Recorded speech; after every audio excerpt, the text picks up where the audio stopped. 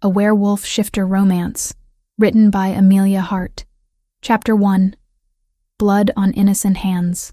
Era had learned 3 years ago that invisibility was the best survival strategy for an Omega working in the royal castle.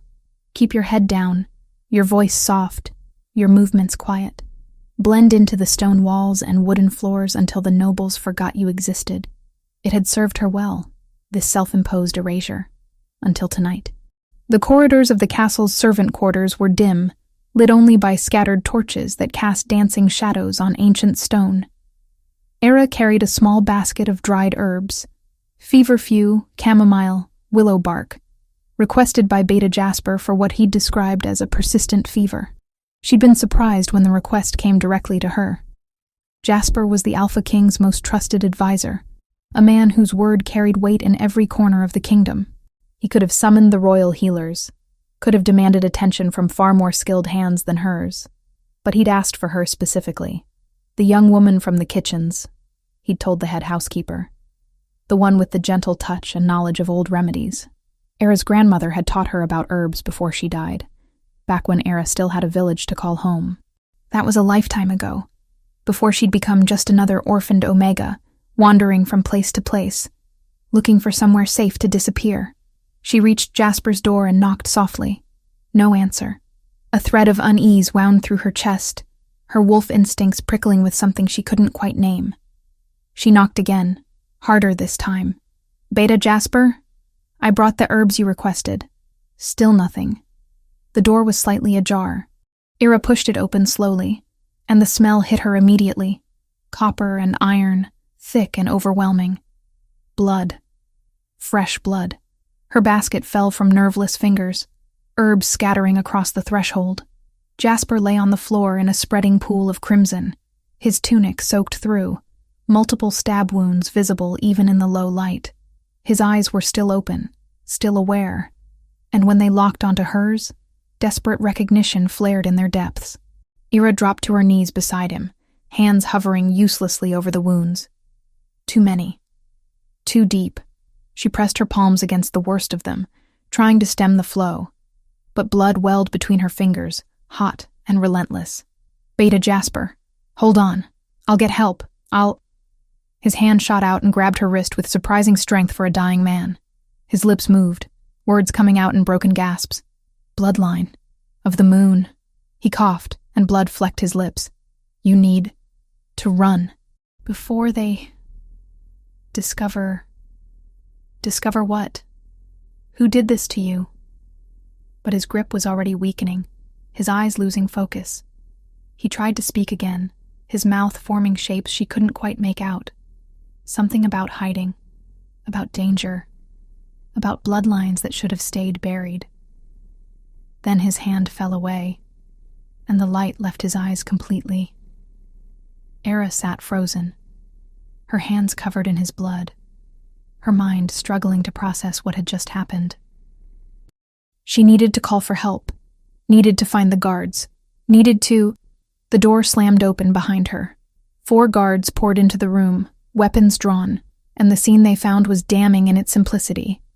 The Beta Jasper, murdered in his own chambers. Era, kneeling over his body, her hands and dress soaked in his blood. "Step away from him." The lead guard's voice cracked through the air. "I didn't. I found him this way. I was trying to help." "Step away now!" Era raised her blood-slicked hands in surrender, scrambling backward.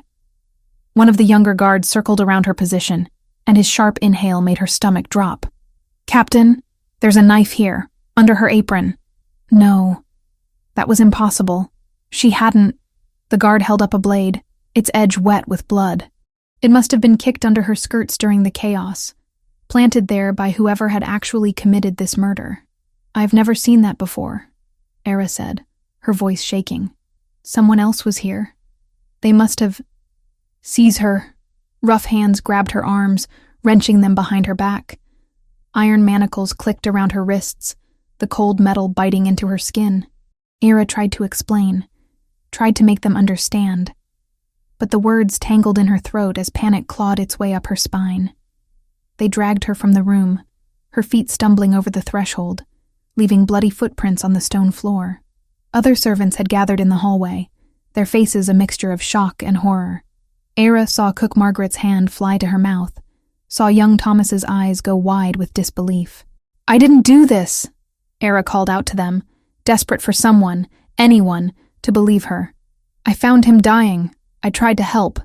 "Save your lies for the interrogators," the captain said coldly. The dungeon was everything nightmares were made of. Damp stone walls that wept moisture, the smell of old fear and older suffering, darkness so complete it pressed against her eyes. They threw her into a cell and locked the heavy door, the sound of the bolt sliding home echoing in the silence. Era curled up on the thin layer of filthy straw that covered the floor, her blood-stained hands trembling. This couldn't be happening. Jasper had been alive when she entered the room, barely, and his killer must have fled just moments before she arrived. Someone had planned this, had timed it perfectly to ensure she would be the one found at the scene. But who? And why? The hours bled together in the darkness. Twice a day, guards came to question her, their methods growing progressively more brutal when she continued to maintain her innocence. They wanted her to confess, wanted her to explain why a lowly kitchen servant would murder one of the most powerful men in the kingdom. She had no answers that satisfied them. On the third day, a priest came to her cell. He was middle-aged, with kind eyes and a soft voice that seemed out of place in this hell. "Child," he said gently, "I'm here to offer you the comfort of confession.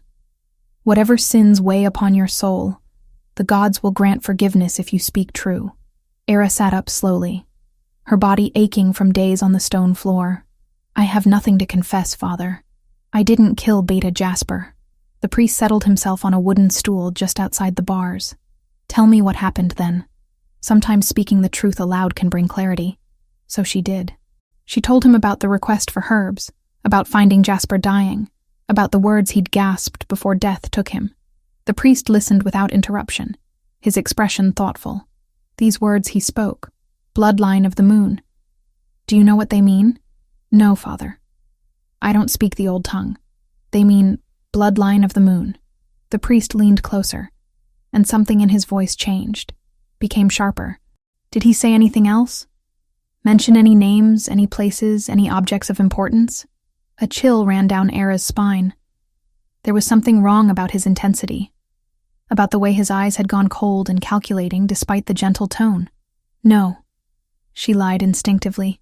"He died before he could say more." The priest, or whoever he really was, studied her for a long moment. Then he smiled, and it didn't reach his eyes. "I believe you, child. I think you're exactly what you appear to be. A simple servant caught in circumstances beyond her understanding." He stood, brushing dust from his robes. "May the gods grant you peace in whatever comes next." He left without offering any actual comfort or prayer, and Era's unease crystallized into certainty. That man had been searching for something specific, probing to see if Jasper had shared secrets before dying. And her ignorance had just saved her life, at least temporarily. 2 days later, everything changed. The cell door opened, and the dungeon master appeared with 2 guards.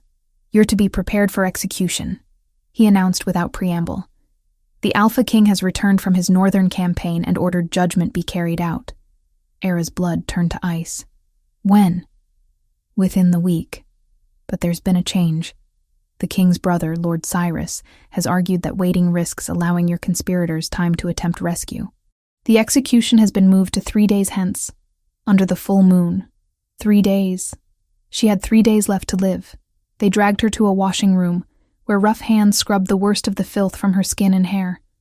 They gave her a clean shift to wear, white linen, the traditional garment for those about to face the headsman's blade. Then they returned her to the cell to wait for death. Era spent those 3 days in a haze of disbelief and terror. She'd had a hard life, yes, but she'd never imagined it would end this way. Executed for a crime she didn't commit, with no one to speak for her, no one to mourn her passing. On the final night, she barely slept. Through the small barred window high in her cell, she could see the moon rising, full and luminous. It seemed to pulse with light, and Era found herself transfixed by it, unable to look away. "I'm innocent," she whispered to the moon. "If there are any gods listening, Any spirits who care about truth. I'm innocent. The moon offered no answer. Dawn came too quickly. The guards arrived with first light, unlocking her cell and binding her wrists with rough rope. They led her up from the dungeon, through corridors she'd once walked freely, and out into the castle's main courtyard. A crowd had already gathered. Hundreds of people, nobles and commoners alike, packed into the space. A wooden platform had been erected in the center, raised 4 feet above the ground so everyone could witness justice being served. Ira's legs nearly gave out when she saw the execution block waiting at the platform's center. They hauled her up the wooden steps. The morning sun was bright, almost blinding after days in darkness, and Era had to squint against it. She could see faces in the crowd, some angry, some curious, some merely bored. To them, she was entertainment, a cautionary tale, a break in their daily routine. The executioner stood to one side, a massive man in a dark hood. But it wasn't him who held the ceremonial sword. Alpha King Matthias stood at the platform's edge, and even in her terror, Era couldn't help but take in the sight of him. He was exactly as the servants' gossip had always described, tall and powerfully built, with shoulder-length black hair and a neatly trimmed beard. His eyes were the color of steel, hard and cold as he looked at her. He wore black leather and furs despite the warm morning, the silver wolf insignia of the royal house prominent on his chest. This was the man who would take her life. A priest stepped forward to offer final rites, his voice droning through prayers Era barely heard. Her heart was pounding so hard she thought it might tear free from her chest. The crowd grew quiet, waiting. Matthias ascended the platform, the ceremonial blade held in both hands. Up close, she could see the battle scars on his face, the weariness in his eyes. This was a man who'd seen too much death, done too many hard things, and now he would kill her too. Era of no house, he said formally. You have been found guilty of the murder of Beta Jasper, trusted advisor to the crown and shield brother to the king. Have you any final words? She should beg. She should plead. She should throw herself at his feet and sob for mercy. But Era had spent 3 years making herself small and invisible, and she was so tired of it. If she was going to die, she would die with whatever dignity remained to her. I'm innocent, she said clearly, her voice carrying across the silent courtyard. I didn't kill Beta Jasper. I tried to save him. The real murderer still walks free. Something flickered in Matthias's eyes. Surprise, perhaps, at her composure, or maybe just impatience to be done with this unpleasant duty. Kneel, he commanded. Era knelt, her bound hands clasped before her. From this angle, she could see a figure standing at the back of the crowd, a man with wavy brown hair and an expensive velvet doublet. He was watching intently, and when their eyes met for just a moment, he smiled. The false priest, Lord Cyrus. Understanding crashed over her like a wave. He'd planned this. All of it. The timing, the evidence, the execution date. But why? She didn't have time to puzzle it out. Matthias raised the blade, and Era closed her eyes, waiting for the blow. And then the moon, still visible in the bright morning sky, broke through the clouds. Chapter 2. Moonlight's Revelation. The moonlight struck Era's upturned face like a physical blow. It shouldn't have been possible. The moon was barely visible in the bright morning sky, a pale ghost against the blue. But in that moment, it blazed with sudden intensity, sending a beam of silver-white light directly onto the execution platform. The light touched Era's skin, and everything changed. Heat flooded through her body, starting at her face and spreading outward in waves. Not painful, exactly, but overwhelming, as if something dormant deep within her cells had suddenly awakened and was fighting its way to the surface. She gasped, her eyes flying open, and the crowd's hostile faces blurred into meaningless shapes. Her skin began to glow. It started as a faint shimmer, barely visible in the morning sun. But within seconds, the glow intensified, silver blue light emanating from her face, her neck, her exposed arms. And then the markings appeared. They materialized across her skin like ink bleeding through parchment. Intricate tribal patterns that curved along her cheekbones, spiraled across her forehead, traced down her temples. ancient symbols that looked like a language long forgotten, each line precise and deliberate, as if carved by an invisible hand. The markings continued down her neck, disappearing beneath the collar of her white shift, and wound around her arms in elegant spirals that pulsed with ethereal light. The crowd's angry murmur died instantly, replaced by shocked silence. Era couldn't see what was happening to her own body, but she could feel it. Power thrumming through her veins, her wolf stirring for the first time in her life with a strength that stole her breath. She'd always been weak as shifters went, barely able to sense her wolf's presence. But now it rose within her, ancient and wild, and utterly foreign. The markings burned brighter, and the symbols seemed to move on her skin, rearranging themselves in patterns that hurt to look at directly. Matthias stood frozen, the ceremonial blade still raised above his head, his steel-gray eyes wide with shock. Era met his gaze, and for a moment, the world narrowed to just the two of them. Something passed between them. Recognition, though of what? Neither could have said. His wolf, she realized dimly, was responding to hers. She could feel it. A presence pressing against her awareness. Curious and wary and inexplicably drawn. Then the intensity of the transformation crested, and Ira's vision went white. The sword fell from Matthias's hands, hitting the wooden platform with a ringing clang that echoed across the courtyard. The sound broke the spell of silence, and chaos erupted. People in the crowd were shouting, pointing, some dropping to their knees. Era swayed where she knelt, her bound hands useless to catch herself as darkness crowded the edges of her vision. The last thing she saw before consciousness fled was Matthias reaching for her, his face transformed from executioner's cold determination to something else entirely.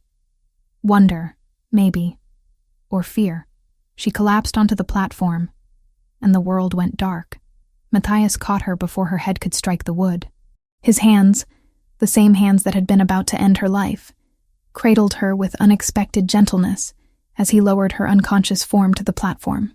The markings were still visible on her skin, though they'd stopped glowing quite so brightly. In the full light of morning, they were unmistakable. Matthias had seen drawings of such marks in ancient texts kept in the castle library. Illustrations accompanying legends he'd thought were nothing more than stories. But legends, it seemed, could bleed into reality. Luna blessed, someone in the crowd whispered, and the words rippled outward, growing louder with each repetition. Luna blessed. Luna blessed. An elderly man pushed his way through the crowd, his scholar's robes marking him as one of the castle's archivists. His weathered face had gone pale, his eyes locked on the markings with an expression of awe. "My king," he said, his voice shaking. "Those markings. I've studied the old texts my entire life. Those are the symbols of the Luna Blessed, the bloodline that was hunted to extinction 300 years ago during the Great Massacre." Matthias knew the history. Every shifter did. The Luna Blessed had been a rare lineage, Omegas born with the ability to bridge the physical and spiritual realms. They'd been healers, seers, guardians of sacred spaces, and they'd been slaughtered when fear overcame reverence, when people decided such power was too dangerous to allow to exist. "That's impossible," Matthias said, though his eyes told him otherwise. "The Luna Blessed are gone. The last of them died centuries ago." Apparently not. The scholar knelt beside Era's unconscious form, studying the markings without touching her. "These symbols cannot be faked, Your Majesty. They're written in the language of the spirit realm itself, visible only on those carrying the blessed bloodline. If she bears these marks, she is Luna Blessed." Another voice joined the conversation, an aged priestess who served in the castle's temple, her milky eyes suggesting blindness, but seeing far more than most. "There's more, Your Majesty. Luna Blessed are incapable of taking innocent life. Their very nature prevents it. If she bears these markings, she physically could not have murdered Beta Jasper." The words hit Matthias like a blow to the chest. He'd been about to execute an innocent woman. He'd stood over her with a blade raised, ready to end her life, and she'd been innocent all along. The real killer was still out there, still free, still unpunished, and Matthias had nearly completed their work by killing the one person who might hold answers. He had ordered executions before, but never on evidence this thin, never with doubt already gnawing at the edges of his certainty. If the moon itself had intervened to spare her, he would not compound his error by clinging to pride. He would find the truth, even if it meant unraveling his own judgment thread by thread. "Clear the courtyard," he commanded, his voice cutting through the chaos. "All of you, leave. Now." The crowd hesitated, reluctant to abandon such unprecedented drama, but the royal guards moved in to enforce the order. Slowly the courtyard emptied, though Matthias could see faces pressed against windows, people craning for a better view of the unconscious woman on the platform. Cyrus materialized at his elbow, his expression perfectly calibrated between concern and curiosity. "Brother, what's happening? I've never seen anything like this." Neither had Matthias. He looked down at Era's peaceful face, the markings still faintly glowing on her skin, and tried to reconcile this revelation with everything he'd thought he knew. "Get the healers," Matthias said, "and have chambers prepared in the royal wing. Guarded chambers. She stays under watch until we understand what this means." "Is that wise?" Cyrus's voice carried just the right note of caution. "We don't know what she is, what she's capable of. Perhaps the dungeon would be safer." "She's Luna Blessed," Matthias snapped. "She's sacred, and she's innocent of Jasper's murder, which means we have a killer walking free in this castle." He turned to face his brother fully. "You advised me to accelerate the execution. Why?" Cyrus didn't miss a beat. "You'd been away for weeks, brother. The castle was restless, demanding justice for Beta Jasper's murder. I thought swift action would satisfy them, prevent any conspirators from organizing a rescue attempt." He gestured to Era. "How was I to know she was anything other than what she appeared? A servant caught red-handed with a murder weapon." It was a reasonable explanation. Too reasonable, perhaps. But Matthias's thoughts were scattered, his wolf still agitated by the woman's proximity. He couldn't think clearly, not with her unconscious form in his arms, not with those marks glowing against her pale skin. "Just get the healers," he repeated. 4 servants appeared with a stretcher, but Matthias found himself reluctant to release her. There was something about touching her, about holding her, that made his wolf settle in ways he didn't understand. Finally, he forced himself to lay her carefully on the stretcher. As they carried her away, Cyrus moved to follow, but Matthias caught his arm. "You'll tell no one about this, not until we understand what we're dealing with." "Of course." Cyrus nodded solemnly. "Though I fear word has already spread. Half the kingdom saw what happened here." He was right. There was no containing this. By nightfall, every pack within riding distance would know that a Luna Blessed had appeared in the Alpha King's castle. Matthias watched them carry Era through the castle doors, then turned to look at the spot where she'd knelt, where he'd stood ready to end her life. The ceremonial sword still lay where it had fallen, sunlight glinting off the blade. He'd felt something when their eyes met, just before the transformation. His wolf had recognized something in her, had strained toward her with an intensity that left him shaken. That shouldn't have been possible. He was the Alpha King, the most powerful shifter in the realm, and he'd never had such a visceral reaction to anyone. What was she? Really? And why had Jasper been killed the very night he'd requested her presence in his chambers? Matthias picked up the sword, noting how his hand trembled slightly. Jasper had been more than his beta, more than his advisor. The man had raised him after his parents died, had taught him everything about ruling, about honor, about the weight of responsibility. "I'm sorry," Matthias whispered to the empty air. "I almost failed you. I almost let your killer win, but now he had a second chance." The Luna Blessed woman, Era, was innocent, which meant someone had gone to elaborate lengths to frame her. Someone with access to Jasper's chambers. Someone who knew exactly when to plant evidence. Someone who wanted her blamed for the murder. Someone, perhaps, who'd known what she was before she herself had known. Matthias's eyes drifted to where Cyrus stood, speaking with the captain of the guard, giving orders about increased security.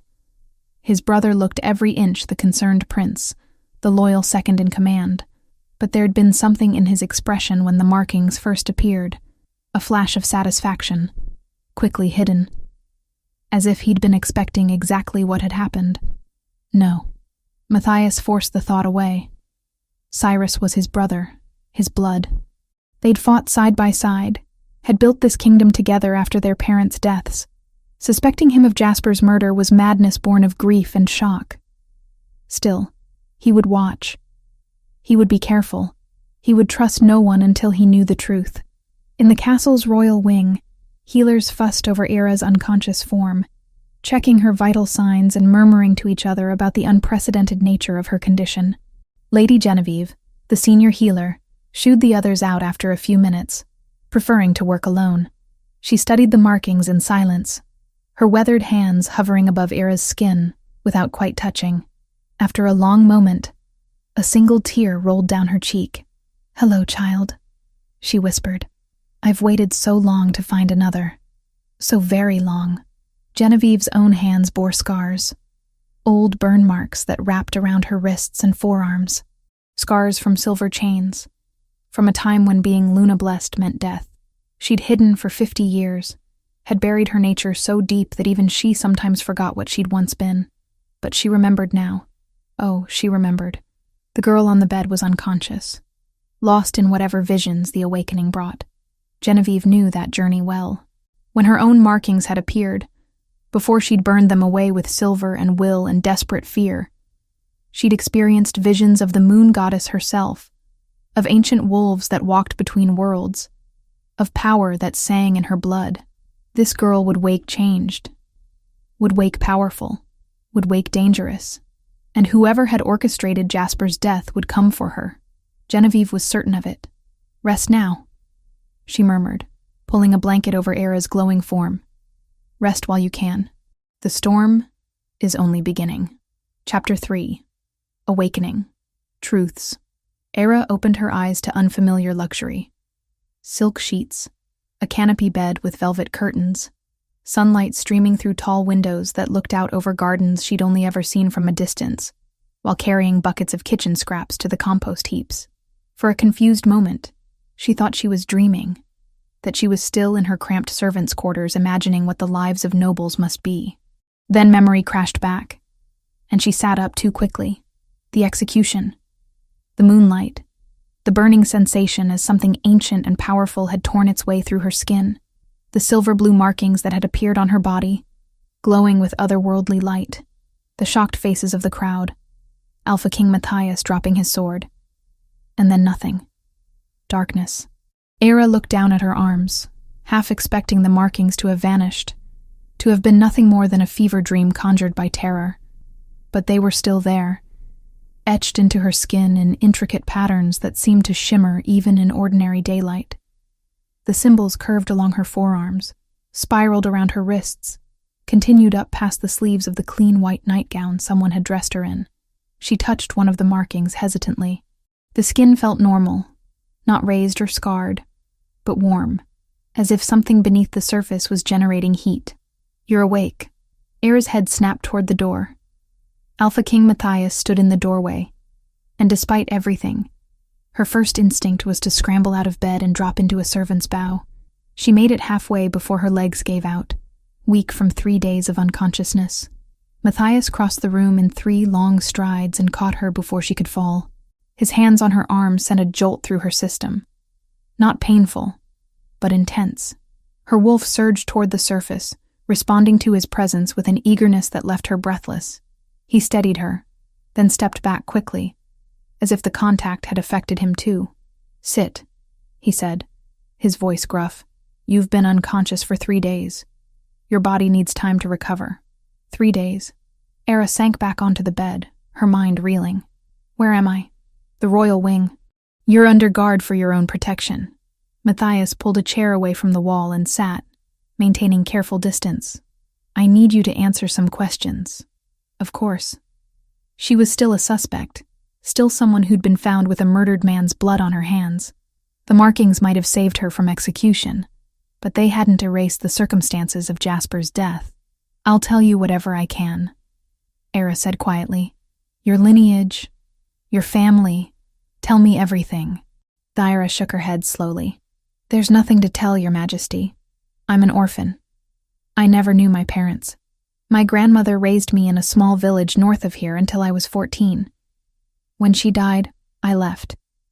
I've been moving from place to place ever since, taking whatever work I could find. I came to the castle 3 years ago, and I've worked in the kitchens ever since. And your grandmother, did she ever mention anything about your bloodline? About being special or different? No. She was a healer, knew herbs and remedies. She taught me what she knew, but she never said anything about— Era gestured helplessly at the markings on her arms. About this. Matthias studied her face as if trying to determine whether she was lying. Era met his gaze steadily. She had nothing to hide, no secrets about her past, because her past was exactly as empty as she'd described. After a long moment, he stood and moved to the door. Wait here, as if she could go anywhere else. Era watched him leave, heard him speaking to someone in the hallway. Minutes later, he returned with 3 elderly men in scholars' robes, their arms laden with ancient books. These are the royal archivists, Matthias said. They've spent the past 3 days researching everything we know about Luna Blessed. Tell her. The eldest of the 3 stepped forward, setting his books on a nearby table. His hands shook slightly. Whether from age or excitement, Era couldn't tell. My lady, he began, and Era almost laughed at the title. The markings you bear are unmistakable. They identify you as one of the Luna Blessed, a bloodline we believed extinct for nearly 3 centuries. But what does that mean? Era asked. What am I? The scholar opened one of his books, revealing an illustration of a woman covered in markings identical to Era's. Luna Blessed are not simply Omegas, though that's the rank they hold within pack hierarchy. They're something older, something that existed before the modern pack system. They're bridges between our physical world and the spiritual realm. Healers, seers, guardians of sacred spaces. Another scholar chimed in, his voice trembling with academic fervor. The texts describe abilities that seem impossible.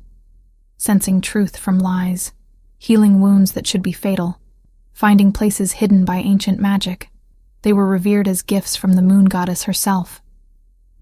Were, Era repeated, catching the past tense. What happened to them? The 3rd scholar's expression darkened. Fear. 300 years ago, during a period of political upheaval, someone started a rumor that Luna Blessed were using their powers to manipulate pack leaders, to control bloodlines, to subvert the natural order. What started as whispers became accusations, became persecution, became massacre. Within a decade, they were gone, hunted down and killed, their knowledge destroyed, their sacred places burned. Silence fell over the room. Era looked down at her hands, at the markings that proclaimed her membership in a murdered people. But the most important detail, Matthias said, his voice cutting through her shock, is this. Luna Blessed are physically incapable of taking innocent life. Their nature prevents it. If you were to kill someone who didn't deserve death, who hadn't attacked you or threatened the defenseless, your markings would burn away immediately. The spiritual power that sustains them would reject you. Understanding dawned slowly. So I couldn't have killed Beta Jasper. No, you couldn't have, which means someone else did, and they went to great lengths to frame you for it. Matthias dismissed the scholars with a gesture, waiting until they'd gathered their books and left before continuing. The investigation into Jasper's death has been reopened. But until we find the real killer, you remain in danger. You'll stay here, in these chambers, under constant guard. So I'm still a prisoner, just in a nicer cell. You're under protection, Matthias corrected, but his tone suggested he understood the distinction was largely semantic. Whoever killed Jasper knew what you were before you did. They chose you specifically to frame for the murder. That level of planning suggests they're still watching, still dangerous. He was right, Era knew, but being trapped in luxury was still being trapped. After Matthias left, Era spent hours exploring the confines of her gilded cage. The chambers were larger than any space she'd ever occupied. A bedroom, a sitting room, even a small bathing room with an actual copper tub. Servants brought her meals, far finer than anything she'd eaten while working in the kitchens. But guards stood outside her door at all times, and when she tried the handle, she found it locked from the outside. The days began to blur together. Era slept fitfully, her dreams full of strange imagery. Wolves made of starlight, ancient forests that sang with power, the face of an old woman she'd never met but somehow recognized. She'd wake with her heart racing, the markings on her skin glowing faintly in the darkness. And there were other changes. Subtle at first, then increasingly impossible to ignore.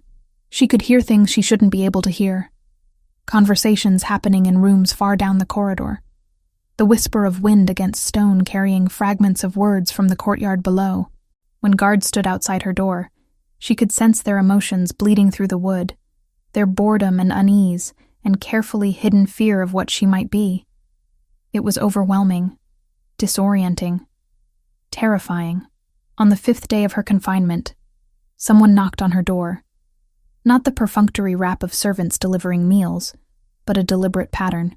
3 quick taps, a pause, then 2 more. "Enter," Era called, and was surprised when the door actually opened. The woman who entered was perhaps 50, with silver-streaked brown hair and the practical clothing of a healer. Ira recognized her vaguely from her days working in the kitchens. Lady Genevieve, the senior healer who occasionally came to the servant quarters when someone fell too ill to work. Genevieve closed the door behind her and studied Era with an intensity that made her shift uncomfortably. "My lady," Era began, "if you're here to check on my health—" "I'm not." Genevieve's voice was soft but firm. She moved closer, her eyes locked on the markings visible on Era's arms. "I'm here because I know what you are, because I was like you once." The words hung in the air between them. Era's breath caught. "You're Luna Blessed?" "I was." Genevieve pulled up her sleeves, revealing scars that wrapped around her wrists and forearms. Old burn marks, deliberate and precise. "I was 12 when my markings appeared. My parents, terrified of what would happen if anyone discovered the truth, used silver chains to burn them away. Silver is one of the few things that can destroy the markings permanently, you see. It nearly killed me, but it worked. The markings faded, and I learned to bury my gifts so deep that even I forgot they existed most of the time. Why are you telling me this? Because you need training. Because awakening as Luna Blessed without guidance is dangerous. Because I've spent 50 years in hiding, and I'm tired of it."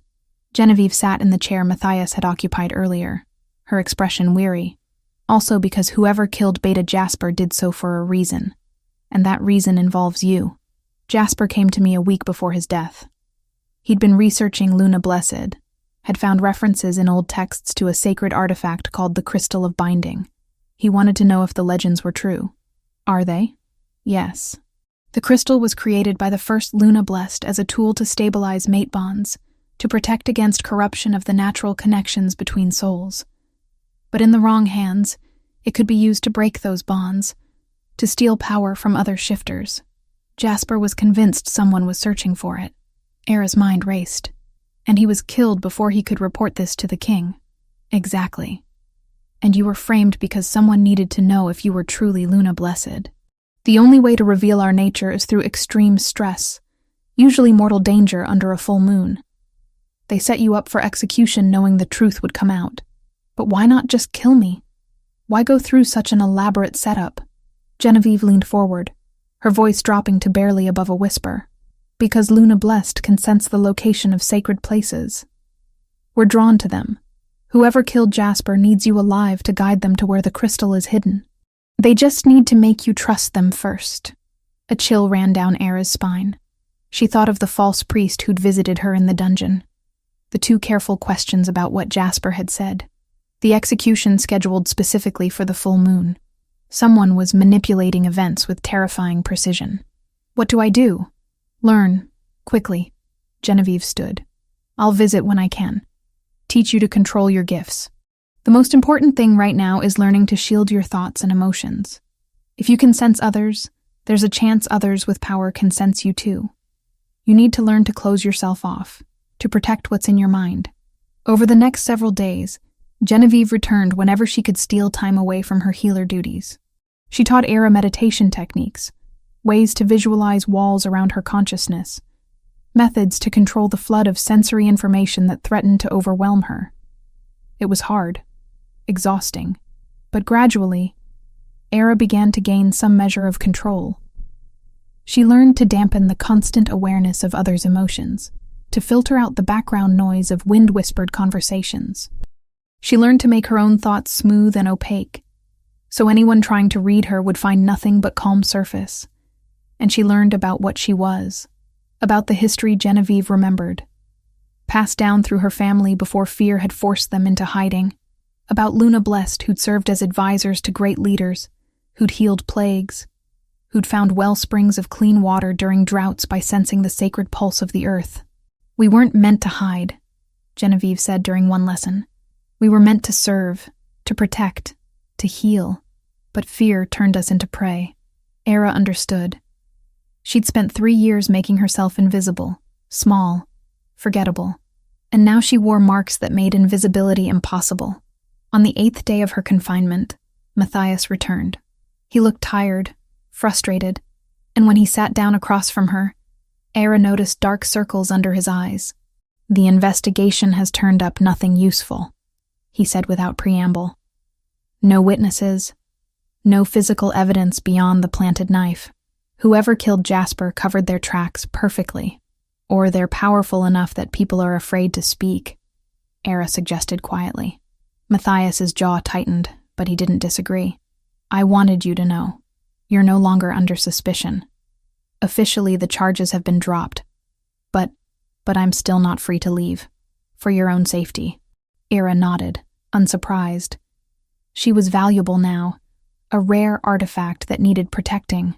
Whether that protection was for her benefit or someone else's remained to be seen. After he left, she stood at the window, looking out over the castle grounds. Somewhere out there, a killer walked free. Someone who'd murdered a good man, who'd tried to have her executed, who apparently needed her for something involving an ancient and dangerous artifact. And she was locked in a tower, unable to run, unable to hide, unable to do anything but wait for whatever came next. The moon rose over the castle walls, and Ira's markings began to glow softly in response. She was Luna Blessed, bridge between worlds, vessel of ancient power. She just wished someone had bothered to ask if she wanted to be. Chapter 4. Unveiled Manipulations. The isolation was beginning to wear on Era's nerves. 10 days had passed since her awakening, 10 days of gilded captivity in chambers that grew more suffocating with each sunrise.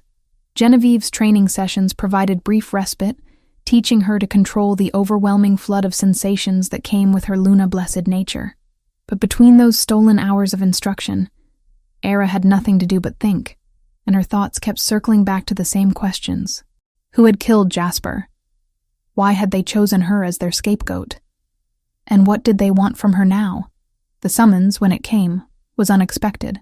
A servant arrived at her door bearing a formal invitation. The Alpha King requested her presence at tonight's court dinner, not a request she could refuse, even if the phrasing suggested otherwise. Genevieve helped her prepare, selecting a gown of deep blue velvet that complemented the silver-blue glow of her markings. "Keep your shields up," the older woman advised as she arranged Era's hair. "The court will be watching for any sign of weakness, any crack in your composure they can exploit." "Why does Matthias want me there?" "To remind them what you are, perhaps, or to see how they react to your presence." Genevieve's hands stilled. "Be careful, child. Court is where knives hide behind smiles." The great hall blazed with candlelight, hundreds of flames reflected in polished silver and crystal until the room seemed to pulse with golden radiance. Every noble house in the kingdom had representatives present, their finest clothing on display, their expressions carefully neutral as Era entered. The conversations didn't stop exactly, but they shifted, voices dropping lower, eyes tracking her movement across the marble floor. Era kept her chin high, her steps measured, drawing on every lesson Genevieve had taught her about shielding her emotions. She would not let them see how their scrutiny affected her. Matthias sat at the head of the high table, looking every inch the Alpha King in black and silver. His eyes found hers across the room, and something passed between them. Acknowledgement, perhaps, or warning. Cyrus sat to his right, resplendent in burgundy velvet, his expression perfectly calibrated between concern and curiosity. Lady Genevieve waited at a seat near the middle of the table, and Era gratefully sank into the chair beside her. From this vantage point, she could see the entire hall, could sense the waves of emotion rolling through the assembled nobles. Curiosity, suspicion, fear disguised as fascination. The meal progressed through multiple courses, each more elaborate than the last. Era picked at her food, her appetite destroyed by the weight of so many eyes upon her. Beside her, Genevieve maintained a steady stream of quiet conversation, pointing out various nobles and their political allegiances, giving Era context for the power dynamics at play. Halfway through the main course, Cyrus rose from his seat, goblet in hand. The hall gradually quieted as people realized the king's brother wished to speak. "My lords and ladies," he began, his voice carrying easily across the space. "We gather tonight in celebration of stability restored, of justice served. The villain who struck down our beloved Jasper has been identified and punished." Era's hands clenched in her lap. Punished? She'd been proven innocent. The charges dropped. What was he doing?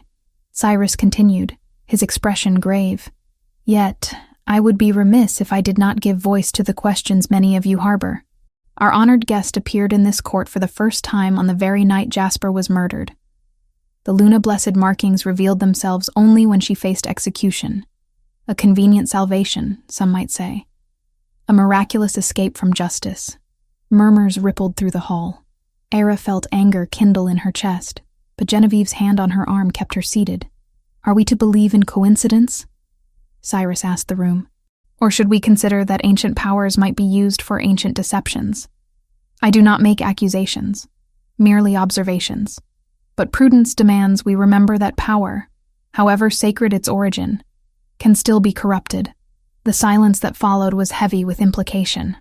Era looked to Matthias, whose face had gone dangerously still. "You dare question the Luna blessed in my hall?" The Alpha King's voice cut through the quiet like a blade.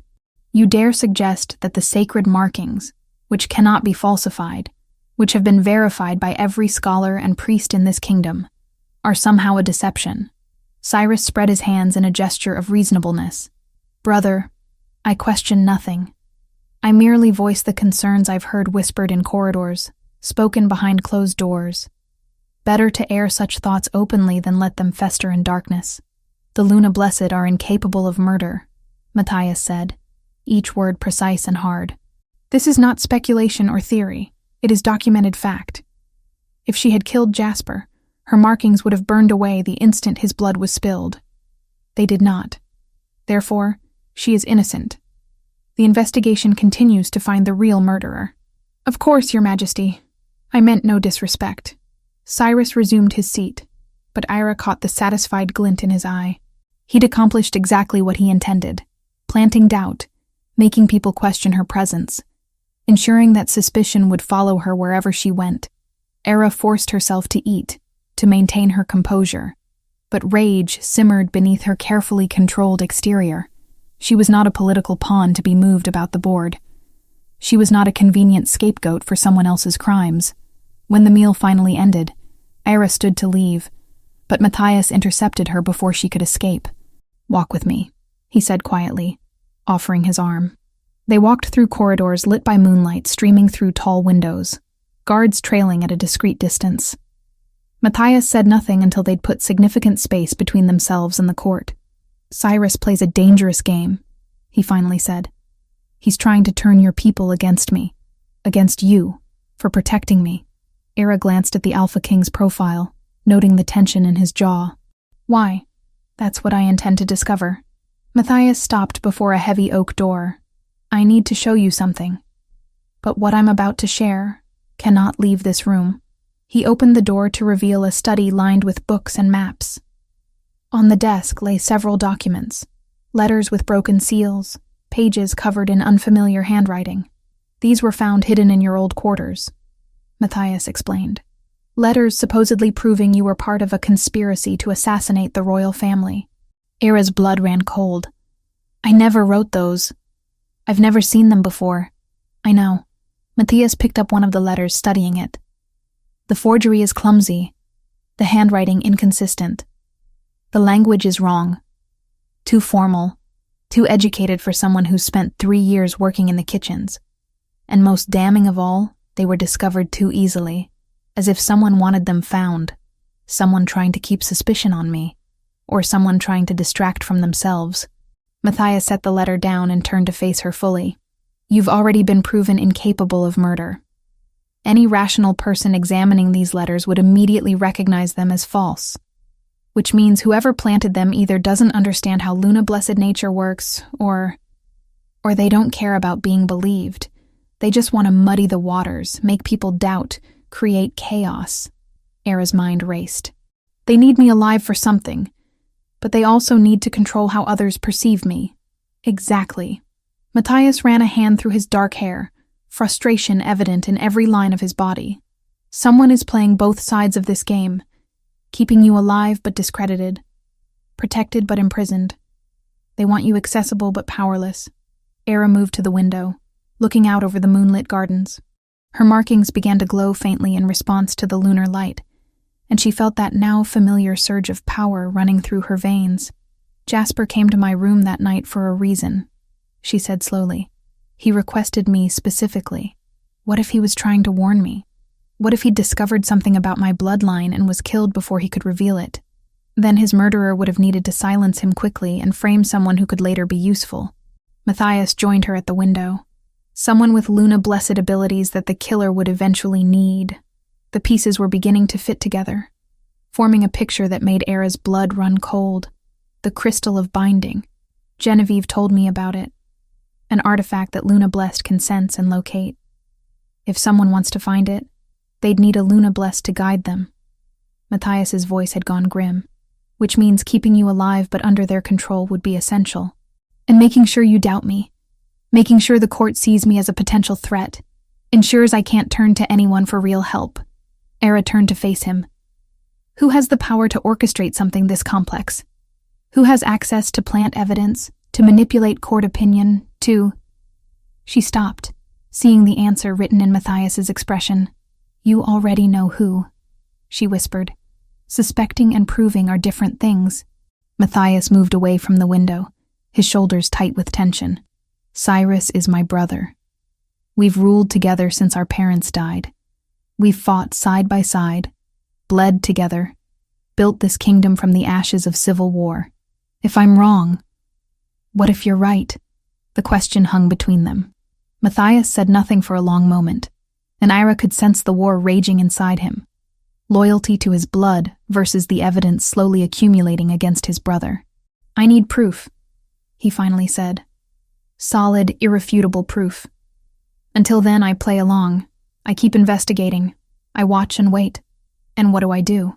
You stay alive. You keep training with Genevieve. You learn to use your gifts.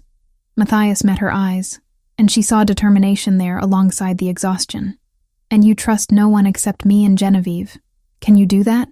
Era nodded, though doubt gnawed at her. Trust the Alpha King who'd nearly executed her? Trust the system that had thrown her in a dungeon based on circumstantial evidence? But what choice did she have? Over the following days, Era threw herself into training with renewed urgency. Genevieve taught her to extend her senses, to feel the emotional currents of people rooms away, to detect lies in the subtle shifts of heartbeat and breathing. The abilities were erratic, unpredictable, but gradually Era gained more control. She also noticed something else. When Matthias was near, her powers stabilized. His presence acted as an anchor, grounding the wild fluctuations of her newly awakened gifts. She didn't understand why, and she wasn't sure she wanted to examine it too closely. Matthias, for his part, began a careful investigation of his brother. He questioned servants about Cyrus's movements the night Jasper died. He reviewed financial records, looking for unusual expenditures. He watched during council meetings, noting which nobles seemed to defer to Cyrus more than necessary. But Cyrus was careful, too careful. Every answer had a reasonable explanation. Every action an innocent motivation, until the night Era woke to find her door unlocked. She sat up in bed, heart pounding, Luna Blessed senses straining into the darkness beyond her chambers. Someone had been here. She was certain of it. The guards outside should have prevented any intrusion. but she could feel the echo of another presence, the lingering trace of intent that had filled her room moments before. On her bedside table lay a single white rose and a folded note. Ira lit a candle with shaking hands and opened the note. The handwriting was elegant, the message brief. The king's brother walks in shadows. Trust your gifts, Luna Blessed. The truth hides in what is not said.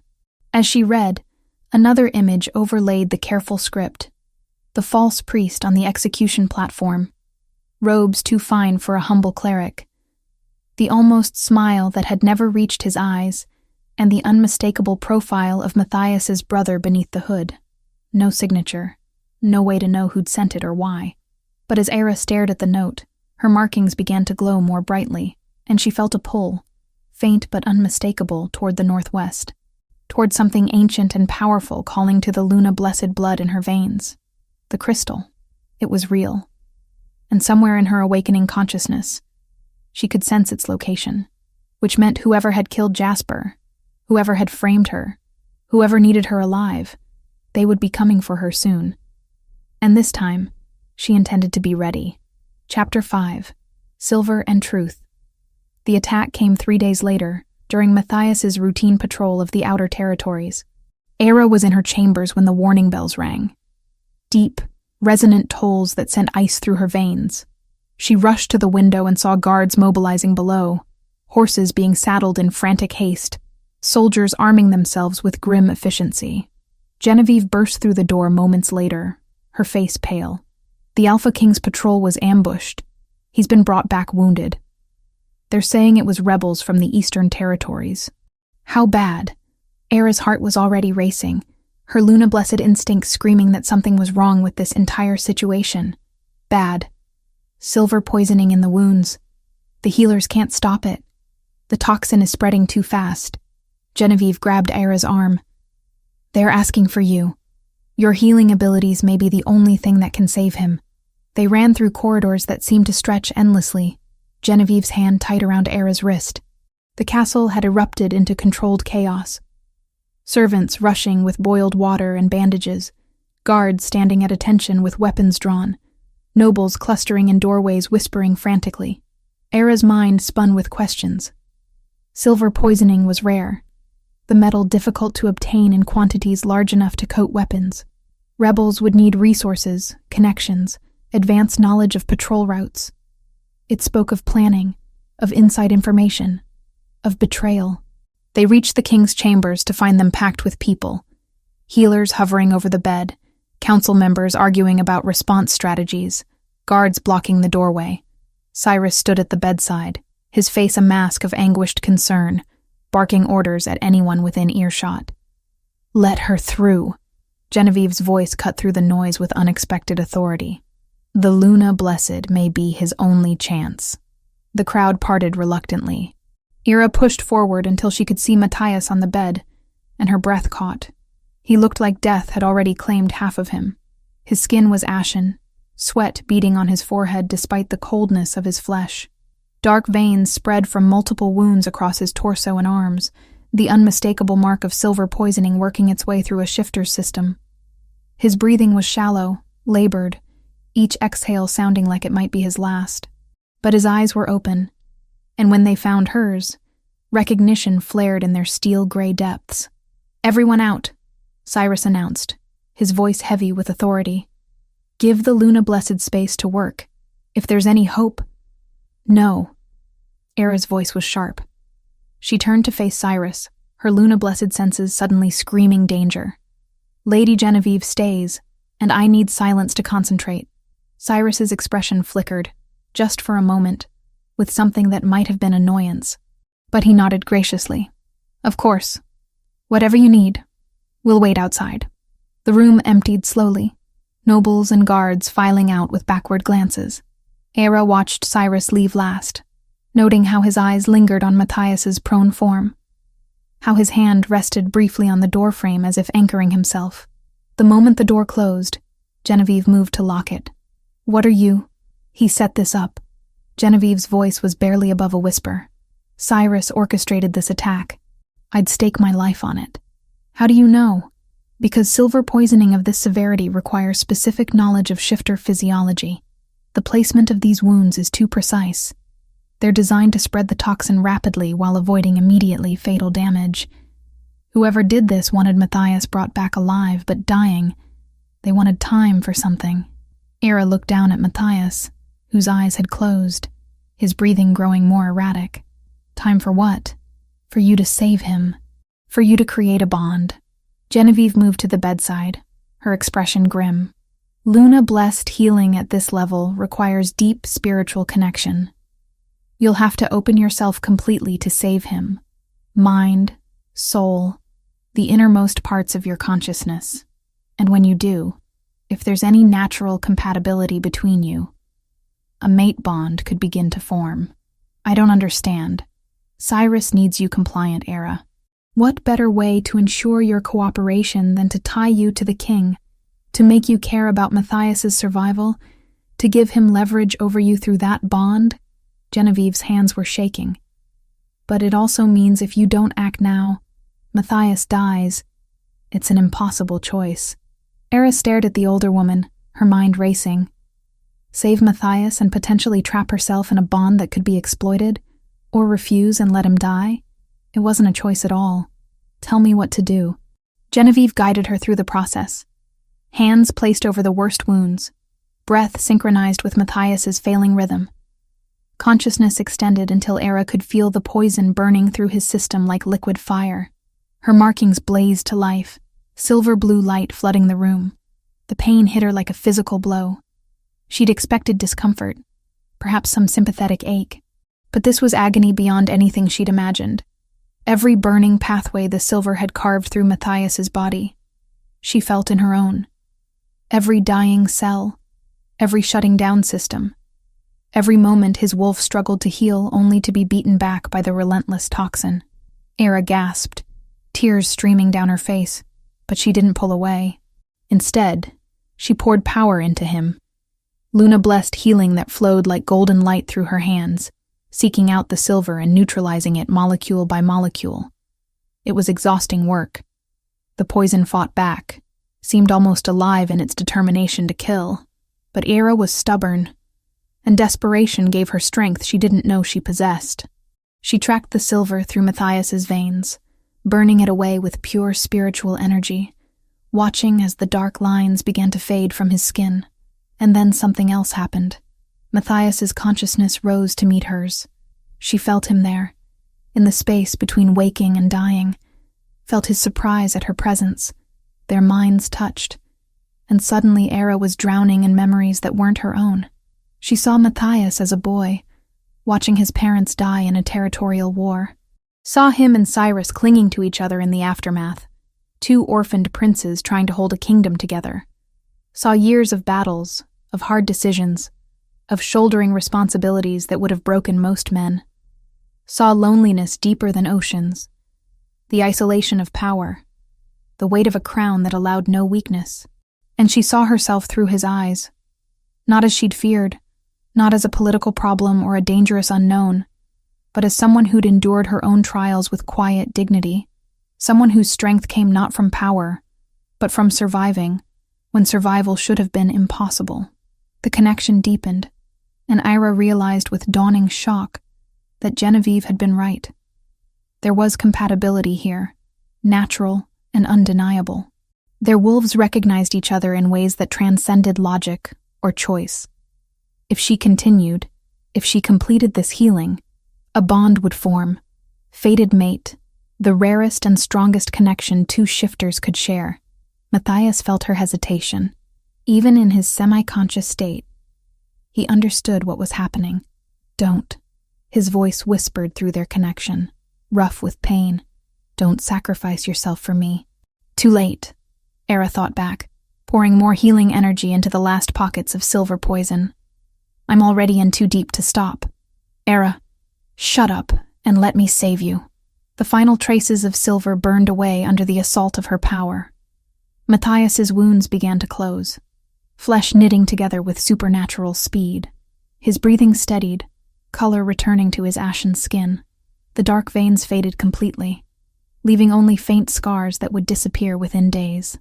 And through it all, that connection between them strengthened, solidified, became something permanent and profound.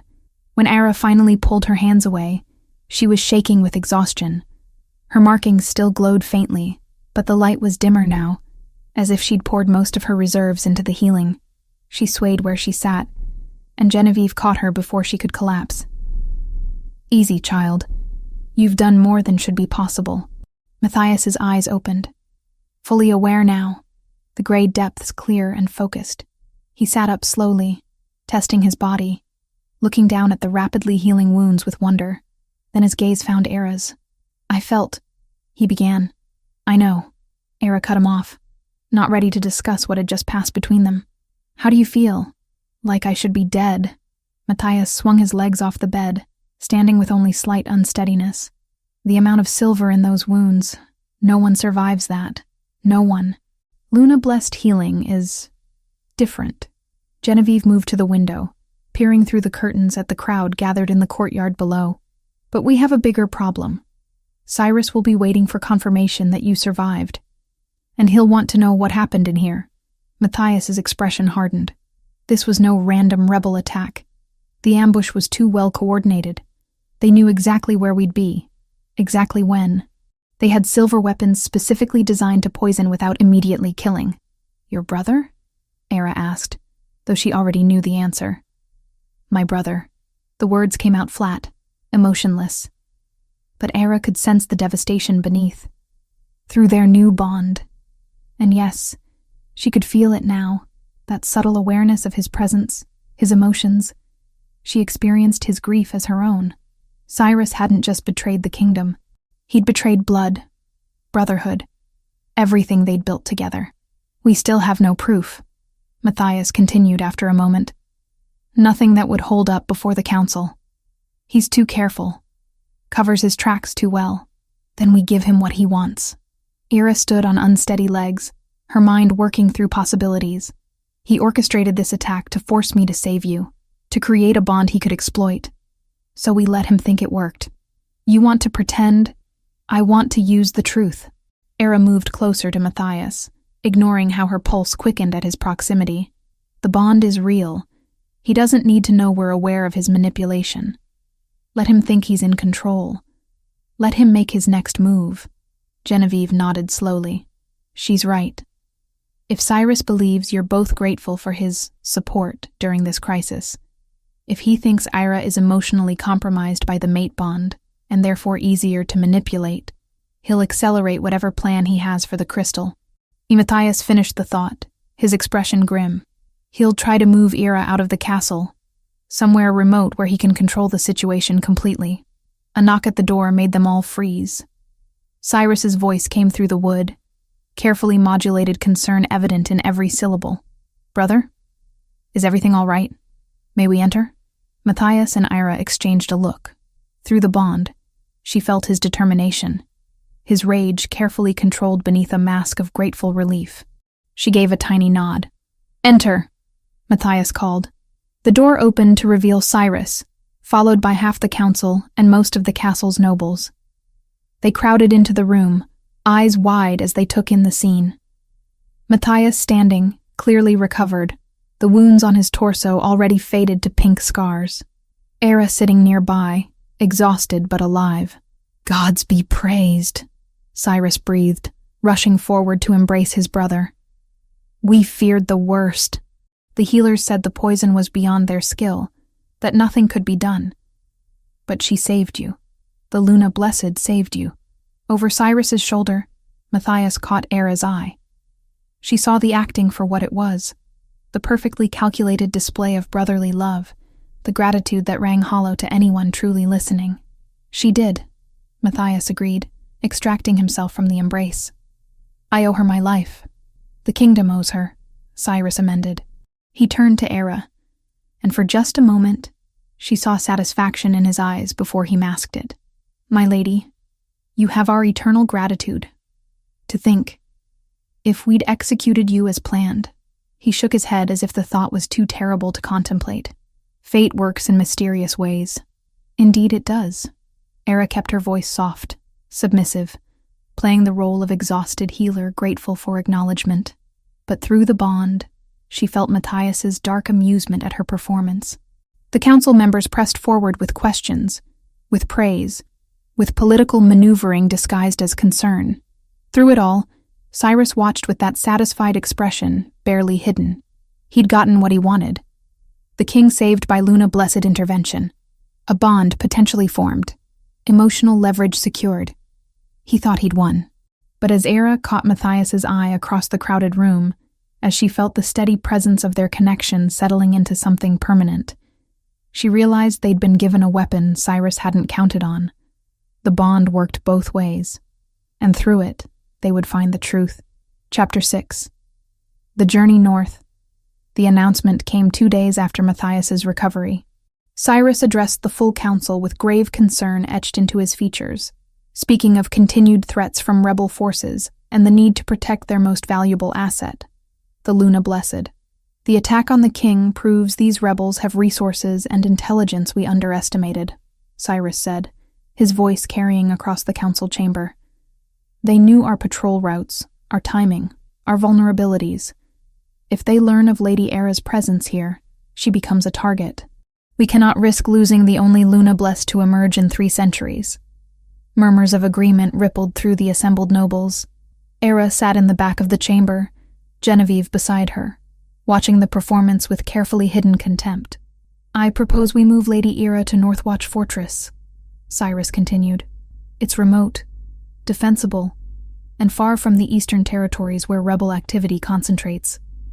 She'll be safe there while we root out this threat. Matthias, presiding over the council from his throne, appeared to consider the suggestion carefully.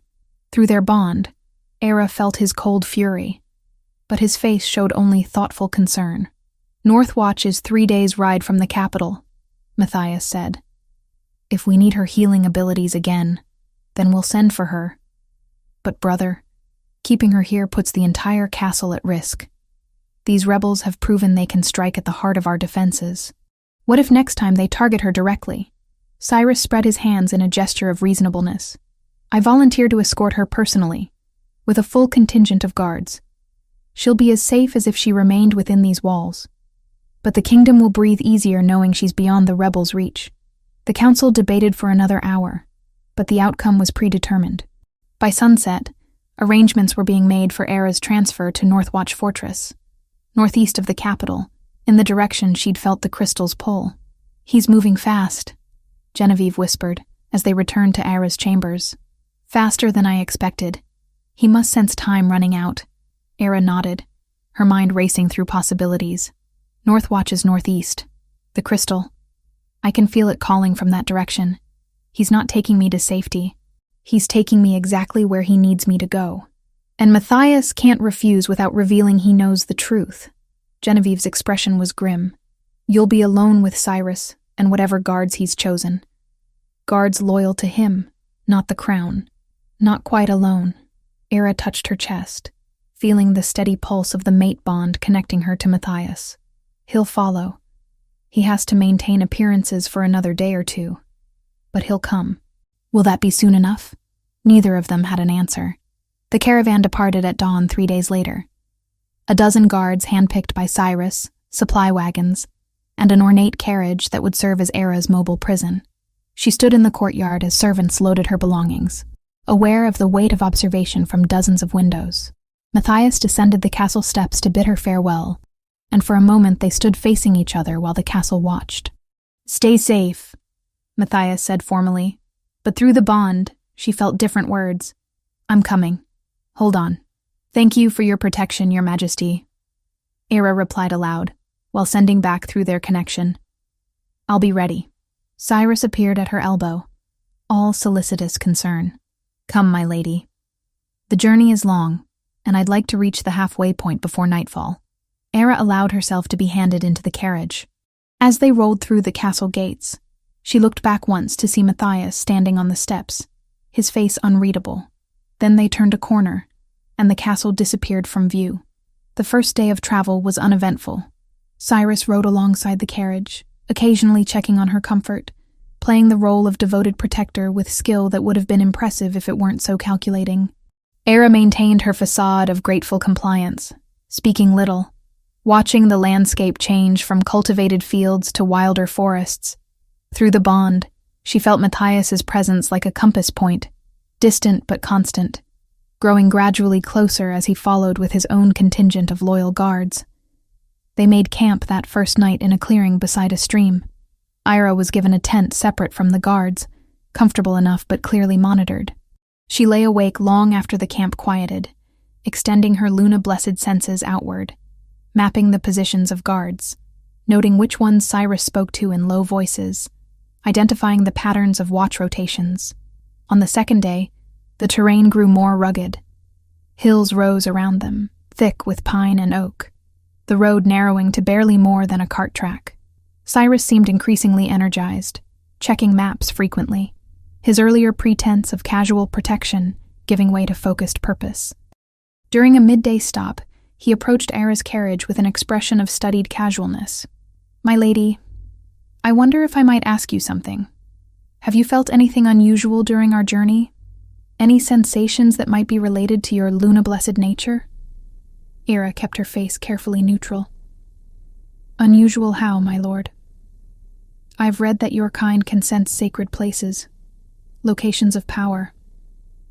I thought perhaps being so far from the city's distractions, you might notice such things more clearly." His eyes were sharp, watchful, despite the lightness of his tone. She'd been expecting this question. "I feel the natural world more strongly, yes. The forest has a certain vitality to it. But I'm still learning to interpret these sensations. Lady Genevieve was only beginning my training." Of course. Cyrus smiled, but Era caught the flash of frustration he couldn't quite hide. "Well, if you do notice anything particularly strong, please inform me. Such knowledge could be valuable for protecting future Luna-blessed who emerge," as if he cared about protecting anything except his own ambitions. That afternoon, they entered truly remote territory. The road became rougher, the forest pressing close on either side. Era felt the pull growing stronger. Northwest. Always northwest. A magnetic attraction she couldn't have ignored even if she'd wanted to. The crystal was close now, perhaps only miles away, and Cyrus knew it. She could see it in the tension of his shoulders, the frequency with which he checked the maps, the way he kept glancing at her carriage as if trying to read her thoughts through the wooden walls. They made camp earlier than usual that evening, in a clearing that seemed chosen for purposes beyond simple convenience. Era noted how it commanded views of the surrounding terrain, how easily it could be defended, or how easily someone could be trapped there. As twilight gathered, Cyrus requested her presence at the central fire. Era emerged from her tent to find most of the guards conspicuously absent, sent on various errands that left only 3 men, all wearing expressions of barely concealed hostility, standing watch. "Join me, please." Cyrus gestured to a seat across the fire from him. "I thought we might speak more candidly, away from the formality of court." Era sat, every sense alert, the bond with Matthias thrumming with warning in the back of her consciousness. He was still hours away, too far to help if the situation turned dangerous. "You're a fascinating woman, Lady Era," Cyrus began, his voice friendly, but his eyes cold. "Appearing from nowhere, bearing marks thought extinct, saying the king's life. Some might call it destiny. I call it circumstance, my lord." "Do you?" He leaned forward, firelight casting sharp shadows across his face. "Tell me, when Jasper died, what exactly did he say to you?" The question caught her off guard. Era forced herself to remain calm, to remember the lies she'd told in the dungeon when the false priest had questioned her. He spoke of the moon, of bloodlines, but his words were unclear, broken by pain. I couldn't understand most of it. Nothing about artifacts, about sacred places, about crystals. There it was. The real reason for this conversation. The truth he'd been circling since the journey began. Era met his gaze steadily. "He was dying, my lord. If he spoke of such things, I didn't comprehend them." Cyrus studied her for a long moment, and Era felt him trying to read her emotions, to detect any lie. But Genevieve's training held. Her shields remained solid, her surface thoughts carefully constructed to show nothing but confused innocence. Finally, Cyrus sat back with a smile that didn't reach his eyes. Of course. I apologize for pressing. These are troubling times, and I find myself suspicious of everything. He stood, brushing dust from his trousers. Rest well tonight, my lady. Tomorrow we reach Northwatch, and you'll be safe at last. Era returned to her tent, her heart pounding. Tomorrow. He planned to make his move tomorrow. Through the bond, she reached for Matthias, sending wordless warning, desperate hope that he was close enough to arrive in time. His response came back steady and certain. Tomorrow. Hold until tomorrow. She spent the night in restless vigilance, dozing only briefly before jerking awake at every sound. The forest around them seemed alive with threat. Shadows moving between trees, the rustle of leaves that might be wind, or might be something more sinister. Dawn came gray and cold, mist rising from the ground to cloak the camp in ghostly white. Era emerged from her tent to find Cyrus already mounted. The camp struck and packed with unusual speed. A slight change of plans, he announced, his pretense of courtesy finally dropping away. There's a site of historical significance nearby that I'd like to show you. A ruin from the time of the first Luna Blessed. I think you'll find it educational. Two of the guards moved to flank Era's carriage as it began to move, their hands resting casually on their weapons. She was no longer a guest being protected. She was a prisoner being transported. The carriage turned off the main road, onto a track barely visible through the undergrowth. Trees closed in overhead, blocking out the weak morning sun, turning the world into a tunnel of green shadow. Era felt the pull growing stronger with every passing moment. They were heading directly toward the crystal's location. After an hour of rough travel, the carriage stopped. Cyrus appeared at the door, no longer bothering to hide his cold calculation. "We walk from here," he said. "The ruins lie ahead through the forest. You'll guide us." "I don't know the way," Era protested. Cyrus grabbed her arm, his grip bruising. "Don't lie to me. I've spent 5 years researching Luna Blessed, studying everything Jasper discovered before I killed him. You can sense it. The crystal of binding. You've felt it pulling you since the moment we left the capital. Now you're going to take me to it, or I'll make you watch while I burn this entire forest and everyone in it." The mask was finally off. Era looked into his eyes and saw nothing but ambition and madness. A man who'd murdered his way toward power and would sacrifice anything to achieve his goals.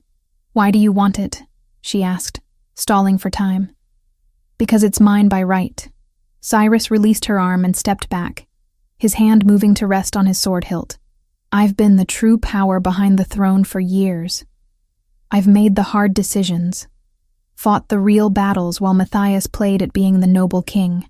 The crystal will let me take what should have always been mine. I'll break his mate bonds, steal his strength, and rule as I was meant to. You can't use it," Era said, her voice steady despite her racing heart. "Only Luna Blessed can touch the crystal. It will reject you. Then you'll use it for me. Or I'll find another way to make it work." Cyrus's smile was cruel. "Either way, we're going to those ruins. Now walk, northwest. Don't make me force you." Era had no choice. She left the carriage and began walking, following the magnetic pull that had been with her since her awakening. Cyrus followed close behind, with the 3 loyal guards forming a loose circle around them. Through the bond, she felt Matthias growing closer, felt his urgency and desperate determination. But would he arrive in time? The forest opened suddenly into ancient ruins. Stones worn smooth by centuries, archways that led nowhere, the remnants of what had once been a temple. And in the center, hidden by layers of magic that parted before Era's Luna Blessed presence, stood a sanctuary. The doors opened at her touch, responding to her bloodline. Inside, moonlight somehow penetrated despite the thick forest canopy, illuminating a circular chamber with a pedestal in the center. On that pedestal rested a crystal the size of a fist, pulsing with amethyst and silver light. Cyrus pushed past her into the sanctuary, his eyes locked on the crystal with naked hunger. Finally, after all these years, he reached for it, and the crystal's light flared violently, slamming him backward with a force that threw him across the chamber.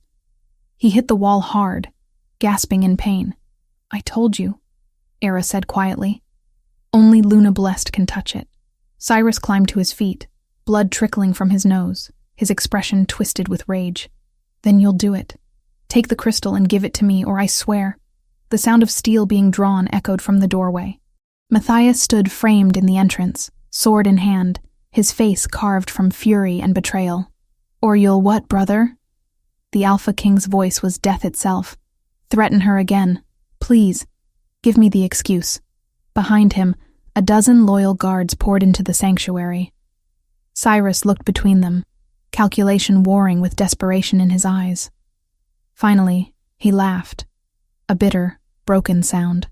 "You always were predictable, Matthias. Always the hero, always arriving just in time."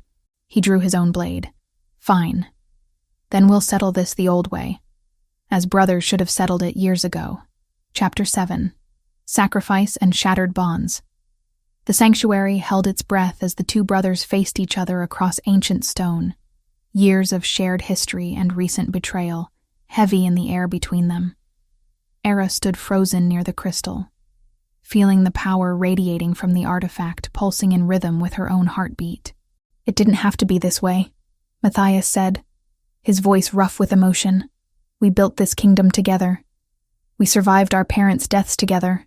How could you throw all of that away?" Cyrus circled slowly, sword held in a fighter's stance. "Throw it away? I've been building toward this for years while you played at being the beloved king. Every decision you made, I corrected. Every weakness you showed, I compensated for. I've been the true power all along. You were just too blind to see it. You murdered Jasper. He was like a father to us both. He discovered my plans. He had to die." Cyrus's expression showed no remorse. "Just as you have to die now. The kingdom needs a leader willing to do what's necessary, not a sentimental fool who clings to outdated ideals." Matthias's wolf surged beneath his skin, power rippling through the air. "Then come and kill me, brother, if you can." They moved simultaneously, swords clashing with a sound like thunder. The fight was brutal and immediate. No circling, no testing, just two highly skilled warriors trying to end each other. Cyrus fought with desperate fury, all his resentment and ambition channeled into every strike. Matthias fought with cold precision, each movement calculated. But Era could feel through their bond the agony of fighting someone he'd once loved. The guards who'd come with Cyrus moved to intervene, but Matthias's loyal soldiers blocked them, and suddenly the sanctuary erupted into chaos. Steel rang against steel, men shouted and grunted, the smell of blood began to fill the air. Era pressed herself against the wall near the crystal's pedestal, trying to stay out of the way. Through the bond, she felt every blow Matthias took, every near miss that could have been fatal. The brothers were evenly matched. Years of training together meant each knew the other's techniques, could predict the other's moves. But Cyrus was fighting without honor. He used tricks, feints, deliberately targeted old injuries he knew Matthias carried. And when Matthias hesitated for just a moment, still unable to fully commit to killing his own brother, Cyrus exploited that weakness. His blade sliced across Matthias's ribs, drawing blood. The Alpha King stumbled back, and Cyrus pressed his advantage, raining down blows that forced Matthias into a defensive position. "You were always too soft," Cyrus snarled. "Too concerned with being good when you should have focused on being strong." Era couldn't just watch. She reached for the crystal without thinking, her Luna-blessed nature responding to the artifact's call. The moment her fingers touched its surface, power exploded through her. Ancient, vast, overwhelming. Vision slammed into her consciousness with brutal force. She saw the massacre of Luna-blessed 3 centuries ago, saw them herded into this very sanctuary and slaughtered, saw their leader, an old woman with marking identical to Era's, standing before this crystal with tears streaming down her face. "We created this to protect," the ancient Luna-blessed whispered in the vision. "To strengthen the bonds that make us whole, to guard against corruption and destruction. But fear has turned us into prey, so I give you this final safeguard. If one of our bloodline willingly sacrifices herself to protect the crystal, its power will be distributed among all true mate bonds in the realm. It will become untouchable, uncorruptible, forever beyond the reach of those who would abuse it." The vision released her, and Ira gasped, understanding flooding through her. This was the answer. This was why the crystal had called to her, Why destiny had placed her here at this precise moment. She could end Cyrus's threat forever. She could ensure the crystal's power could never be stolen or corrupted. All it would cost was her life. Across the sanctuary, Matthias was losing. Cyrus had him pinned against a wall, sword at his throat, victory gleaming in his eyes. Any last words, brother? Yes. Matthias's gaze found Era's across the chaos. Through their bond, she felt his love, his regret, his desperate need for her to run, to save herself, to not do whatever foolish thing he could sense her considering. I'm sorry. Sorry? Cyrus laughed. For what? For failing to see what you'd become. For not stopping you sooner. For... Enough. Cyrus drew back his blade for the killing strike. For caring about you when I should have cared about the kingdom. Matthias finished quietly. Era made her decision. She wrapped both hands around the crystal and spoke the words that had appeared in her mind during the vision. Words in a language she'd never learned but somehow understood. I offer my life to protect this gift. I give myself willingly so that what was meant to heal cannot be twisted to harm. Accept my sacrifice and fulfill your purpose. The crystal blazed with light so bright it turned the sanctuary white.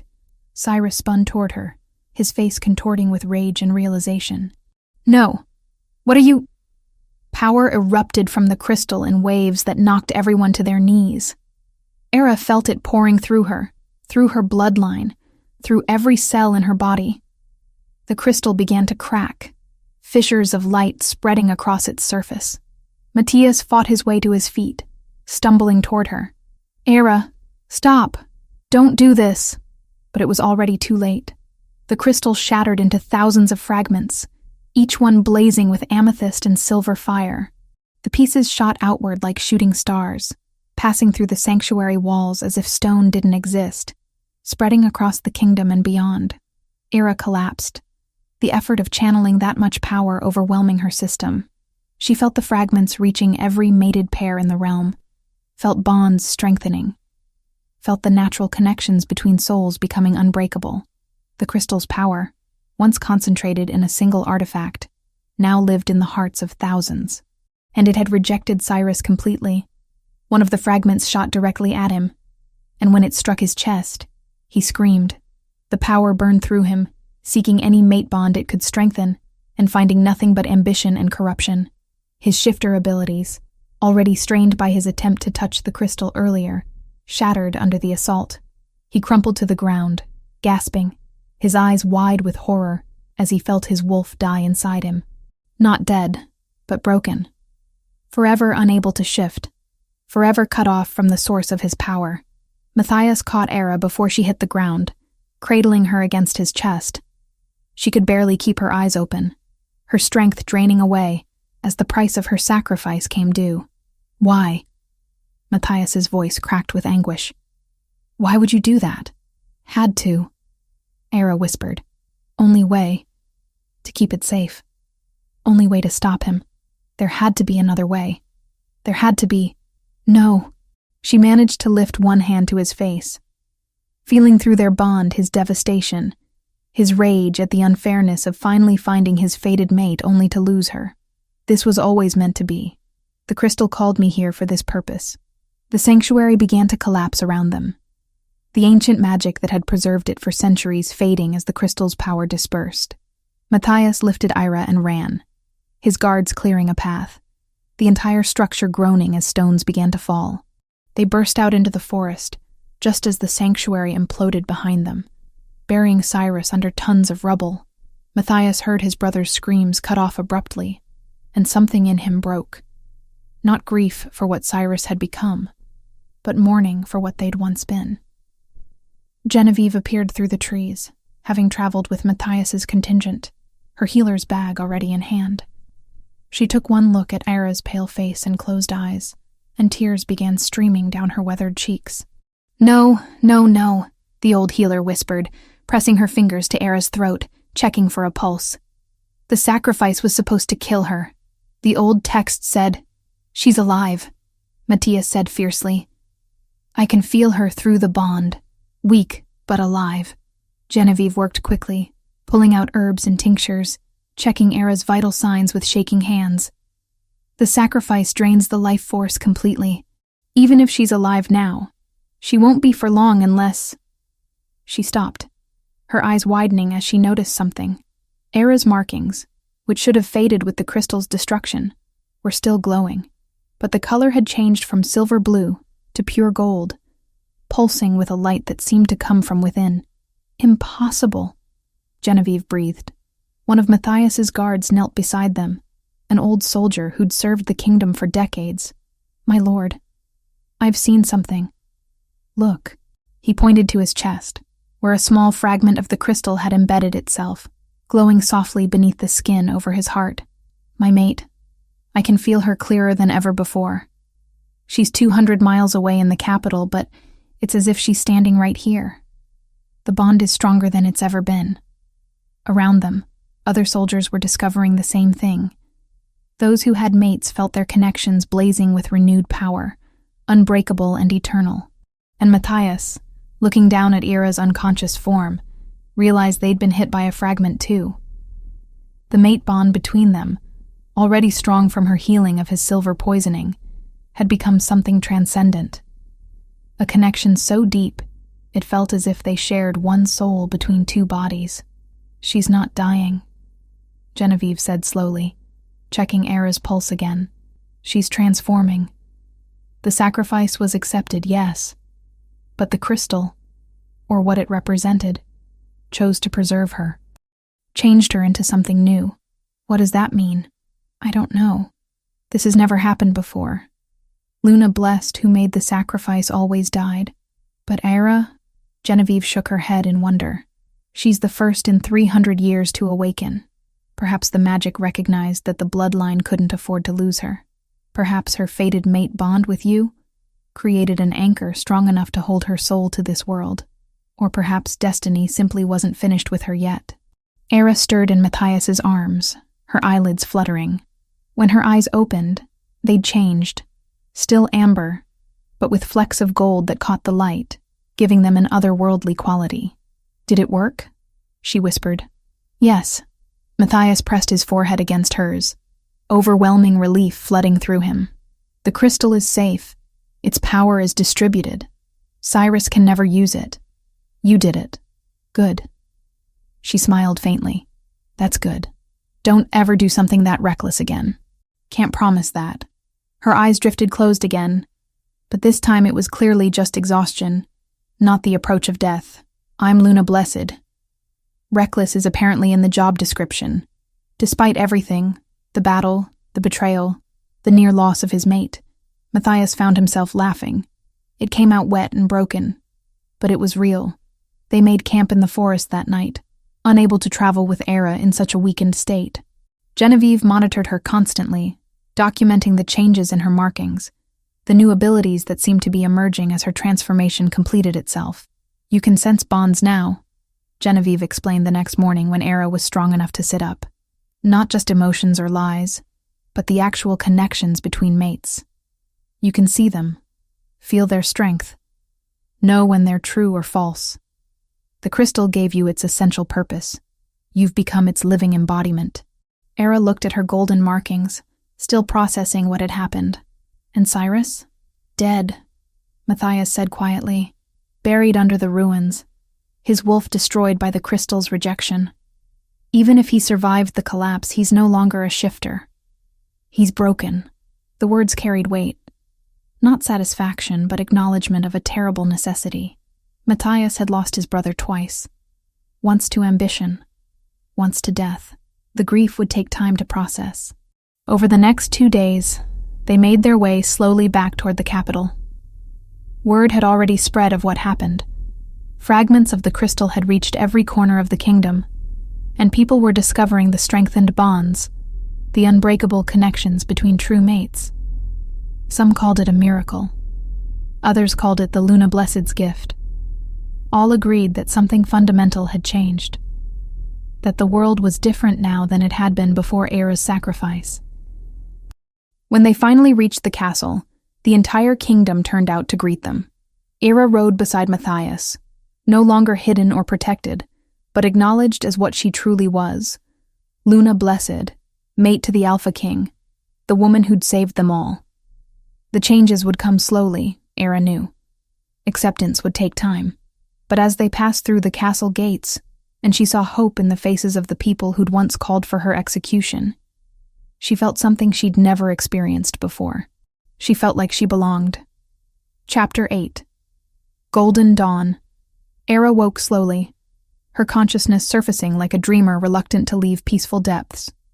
Sunlight streamed through windows she recognized, the royal chambers she'd occupied during her captivity. Though the word felt wrong now. Captivity implied unwillingness, and she'd chosen to stay in the castle after their return 2 weeks ago. Chosen. That word felt powerful in ways it never had before. She sat up carefully, still learning the limits of her transformed body. The sacrifice had changed her in ways Genevieve was still cataloging.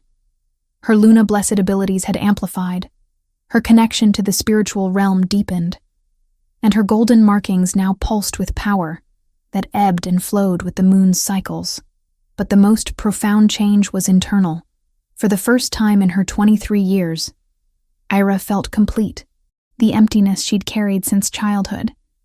That hollow space where family and belonging should have resided had been filled by something stronger than blood, purpose, choice, love.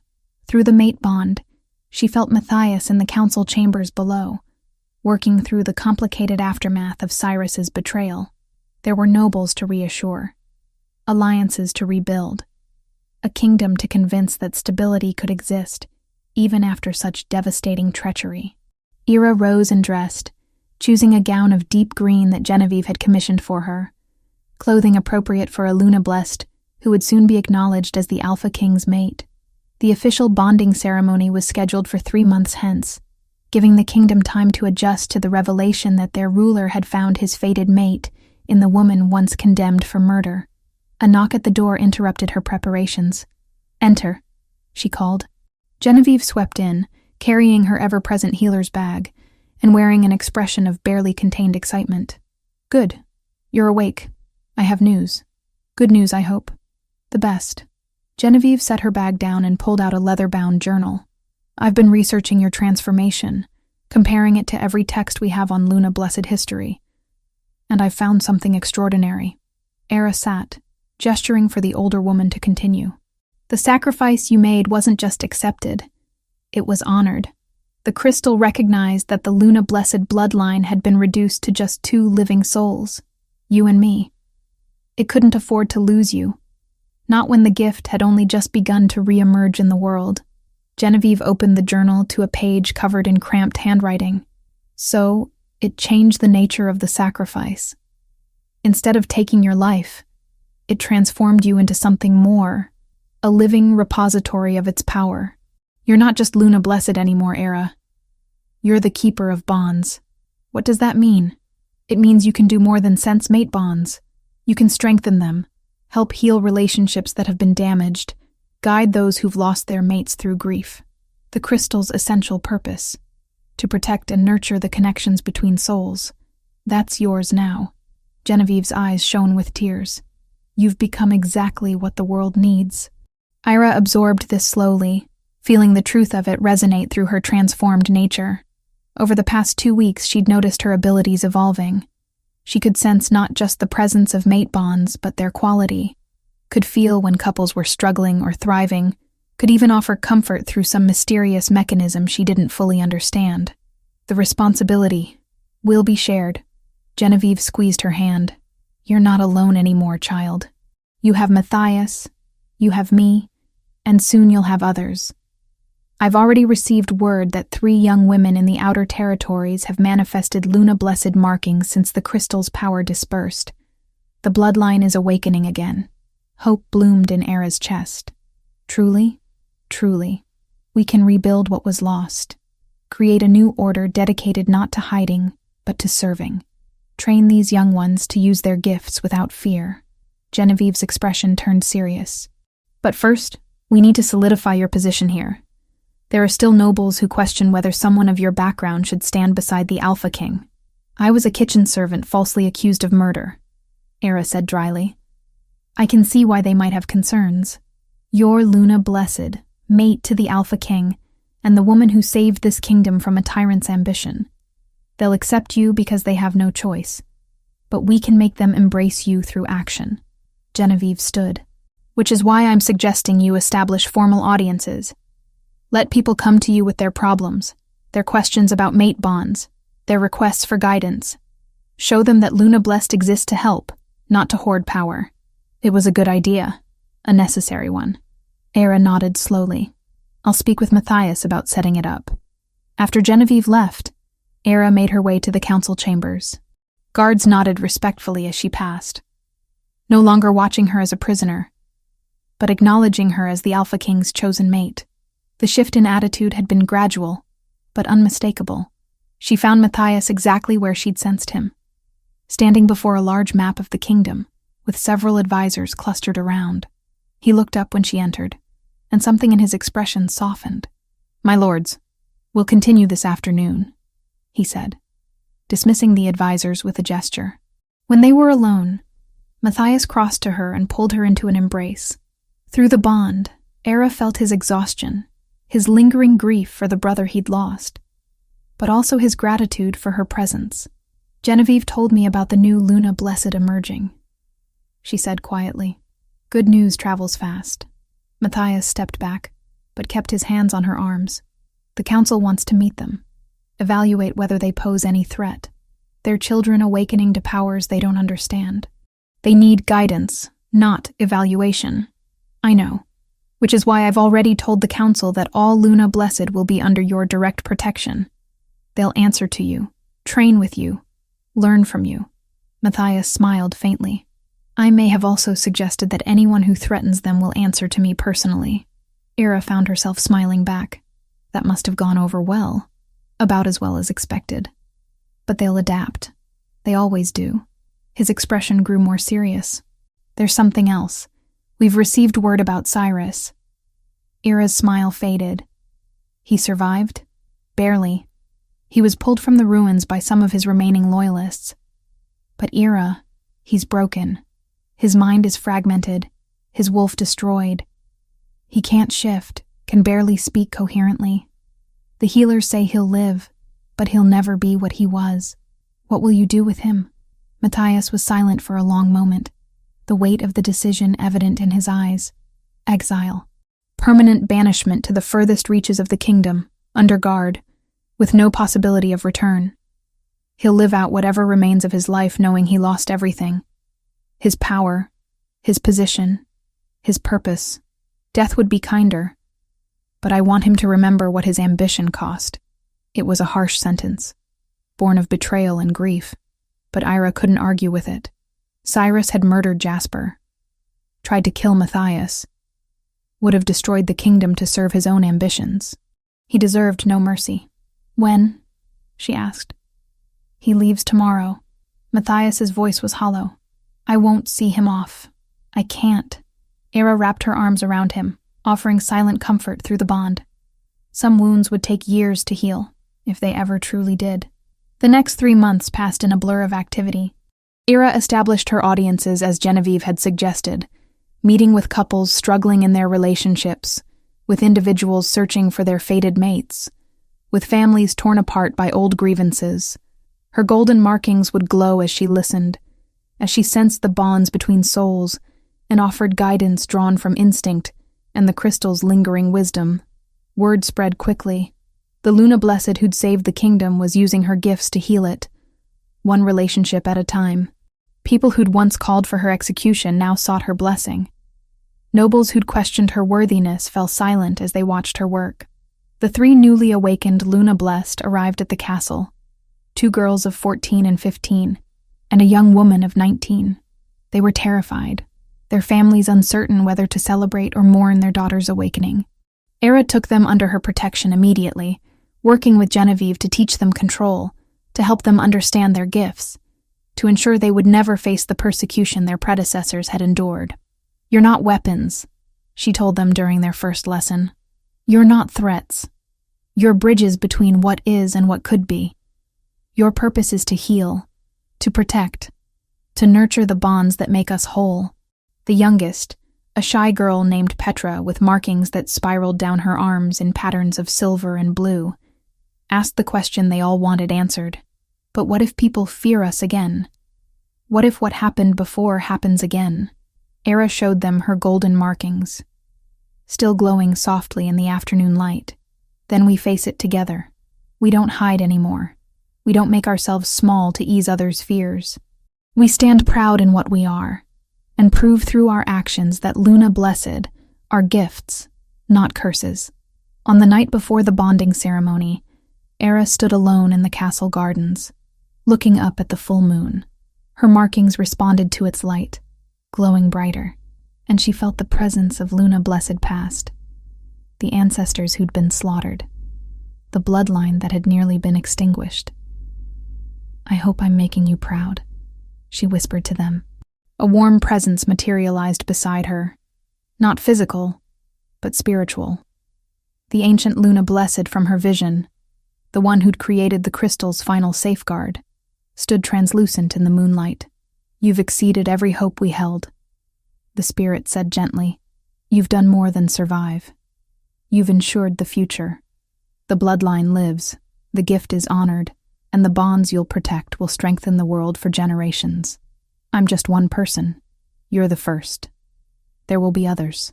You've opened the door we thought closed forever," the spirit smiled. "Tomorrow, you bond with your mate. You'll stand beside the Alpha King not as a decoration or a political alliance, but as an equal partner. You'll establish the new order of Luna Blessed. You'll teach what we can no longer teach. And when your time comes to pass on, there will be others ready to carry this forward." The spirit faded, but her words remained.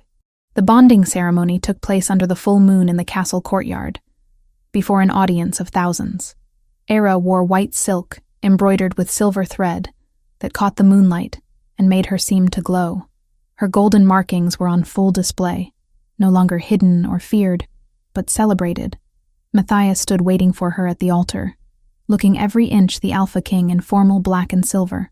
But when their eyes met, Era saw past the crown and the title to the man beneath, the one who'd saved her life, who'd believed in her innocence, who'd become her partner in rebuilding what had been broken.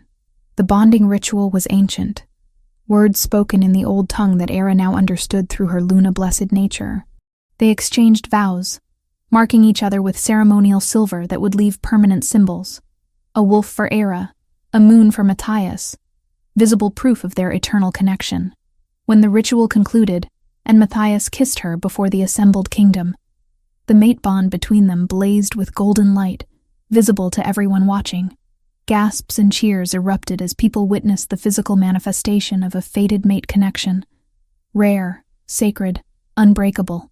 The celebration lasted 3 days, but for Era, the most meaningful moment came on the morning after the ceremony, when she woke in Matthias's arms and realized she'd found what she'd been searching for her entire life. Home, family, belonging. Not through blood or birth, but through choice and courage and love. 5 years later, Era stood in the newly established Luna Blessed Sanctuary, a beautiful building of white stone and crystal windows built on the site where the old temple ruins had stood. 7 Luna Blessed now lived there, ranging in age from 10 to 50, all training in their gifts under Genevieve's and Era's guidance. "Mama!" A small voice called from the doorway. Era turned to see her daughter racing across the sanctuary floor, her blonde curls bouncing with each step. Aylin was 3 years old and had been born with golden Luna Blessed markings already visible on her skin, proof that the bloodline was not just surviving, but thriving. She scooped up her daughter, feeling the familiar pulse of Luna Blessed power that lived in both of them. "What is it, little moon?" "Papa says the northern ambassadors are here. They want to see the Luna Blessed. More visitors seeking guidance, seeking help, seeking the wisdom only Luna Blessed could provide." The sanctuary had become a destination for people from across the kingdom and beyond, all wanting to understand the mysterious gift that had re-emerged in their world. Era set Aylin down and took her hand. "Then we should go greet them properly." As they walked back toward the castle, the young Luna Blessed students following behind, Era reflected on how far she'd come. From condemned prisoner to the Alpha King's mate, from kitchen servant to keeper of bonds, from orphan to mother, teacher, protector of an ancient gift. The kingdom had been reformed. Justice systems were overhauled to prevent false accusations like the one that had nearly killed her. Luna Blessed were not just accepted, but honored. Their abilities recognized as the gifts they'd always been meant to be.